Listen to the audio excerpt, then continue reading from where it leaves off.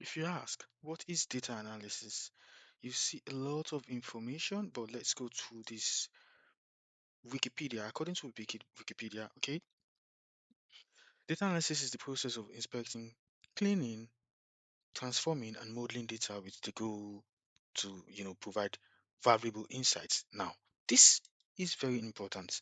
Now, data analysis process. Data analysis is a process of obtaining raw data and subsequently converting it into information useful for proper decision making. Now, let's dive into the world of data and I'll show you. Now, the five stages of a data analysis process involves define, collect, clean, analyze, and share. So this is the define stage. This is where we actually look at the questions. Okay, this is what we need to do. Now, what we need to do now is to collect and clean our data. Now, data ingestion. So we come to data on here. When you click this place, you come to data. You can come to new query, come to file. Our file is a CSV file which I've actually downloaded and saved as the stress. I click on it and I import it. Okay, now once you import it, it takes a while. This is just showing you the preview of what the data looks like. Okay, and we load it because we are not taking it to Power Query. Okay, once we load the data come in this way. Okay, and it is already in a table form. So automatically Excel has actually converted this data into a table form for us, and we don't need to actually turn it into a table. But if we take a close look at this data, we can actually see some errors which we will need to handle and clean so we don't have it doesn't skew our data. We can see spaces, Lenovo in here, you can see Apple. Okay, so that's what we need to do. First and first, before doing that, we can also examine the columns. These are the columns and these are the rows. That's A, B, C, D are the columns, and 1, 2, 3 here are the rows. So we need to ensure the columns are looking good. From the look of things, they are all looking good. So we need to do this. So for us to be able to clean this data and undo all these errors, which are the casing error, the spaces, we need three functions. Now we need the proper function, we need the trim, and we need the substitute. So for us to be able to do this, we go first by saying equals to and we go proper. Okay, so when we go proper, this is what proper does. Um, convert a text. Now place OK, and we call on the trim function as well. This is what the trim does as well. Remove all spaces from the text string as well. That's what the trim does. Okay, we click OK and substitute. Now substitute is to replace the spacing, trailing spaces as well. That's OK, and we come back here and we see we want to do that for this column. Okay, column B2. Okay, it's actually a table, so we need to do comma, and we have to do our spaces which we want to replace with no space at all. Okay, and we need to close that bracket 3 times because we open 3 brackets. Now that's fine. Once we click this, you can see all that is in here. It is done. Okay, and if you look at this, which is Apple on this end, if you look at this side of things as well, Apple, you can see that Apple is now, you know, well corrected, but we cannot process our data this way, so we will do Control Shift down to copy this. Okay, and we'll pop that back in here. We can see our data is quite large, huge. Okay, we pop that back in here as values. Okay, and we come back to this as well.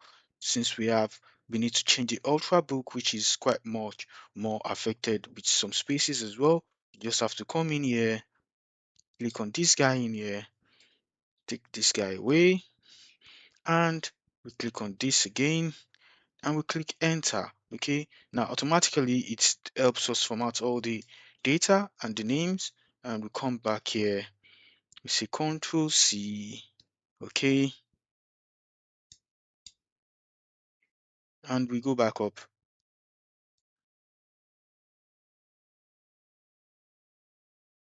Yes, and we have to do is take on this guy in here and delete it. Okay, once we delete the price, all we need to do is to look at the column in here, the column memory. You can see that it has actually got 128 gigabyte of SSD, which will be difficult for us to compute. So to do this, all we need to do is come in here and say equals to. We have to call on the if. Okay, if and is number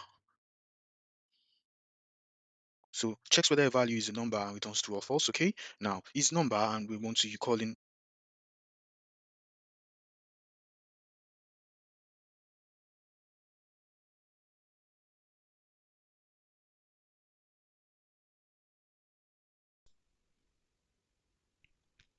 So we have the formula in here, and all we need to do is just to make this and call this one storage. Okay.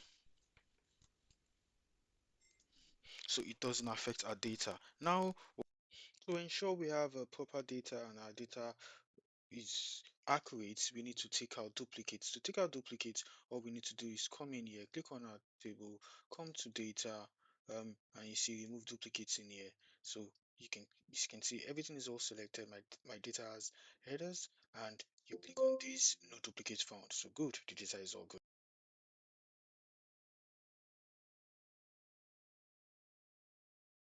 We want to add this to our data model.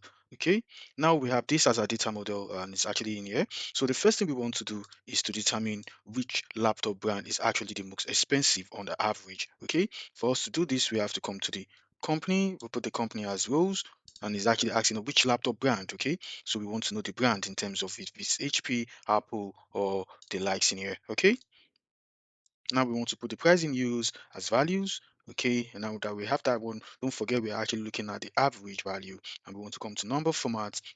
We want to do the currency and we want to have it as one. Okay, now when we click on OK, it gives us this. However, this doesn't tell us the true story unless we actually do this. So it's actually sorted out in our highest to lowest, and we can come into the insert options, recommended chart, and this gives us this. However, we still need to do a little bit of formatting to make this a little bit, properly structured. Take out the grid lines, take out the legend. We don't need the legend. We already know what this is all about. And what I always like to do is to, put in a chat title to say, okay, brand.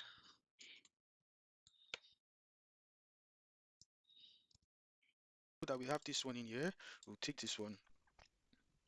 We'll take that away. We'll come in here. We have to insert as well again. Um, Private table from our private model. We want to insert this one. It's not going to have any issues with us. So we come in here. We now have to look for the storage. We put in rows. Okay, and also we want to have the price in euros as well. So we do the same thing. You can see that we have this. We do the same thing. Value. We want to see this in average. Okay.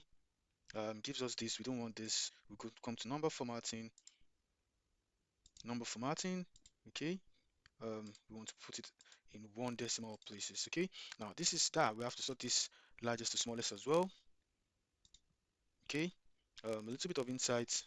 Recommended charts. Since we have about four of them, we can actually play around and make this a pie chart. Okay, now we have a pie chart in here and we want to take this away. We want to have these data labels, take out the legend.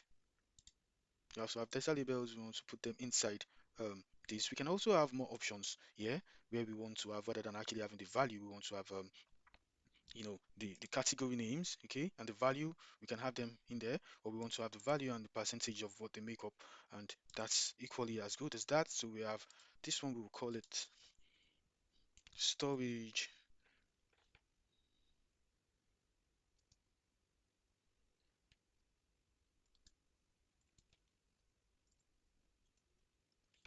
by average price. Okay, and we have this one in here, and lastly we want to work on this guy. Ultrabooks price higher than notebooks. So for this one, we want to come in here as well. We want to say insert pivot table from data model. We want to click on this. Now we have to look at the column where we have the type name. Okay, we have to come in here. We have to come to this guy in here. Take out the type name in rows and price in euros. Okay, and what we want to do now is to view value field settings and the sum. Let's look at the average value, currency, sort by largest to lowest, and here we can also see in here if we insert the recommended chart, which is this guy in here. I'll take this away, take out the grid lines, take out the legend, And the last one says, are ultrabooks priced higher than the notebooks? And we can clearly see that ultrabooks are quite much higher, which are this guy, compared to the notebooks on this one as well. So if you want to play around, you can also just do a little bit of filter to just give us an indication of what is actually happening. Okay, so ultrabook and notebooks, you can clearly see them in there. That ultrabooks are quite much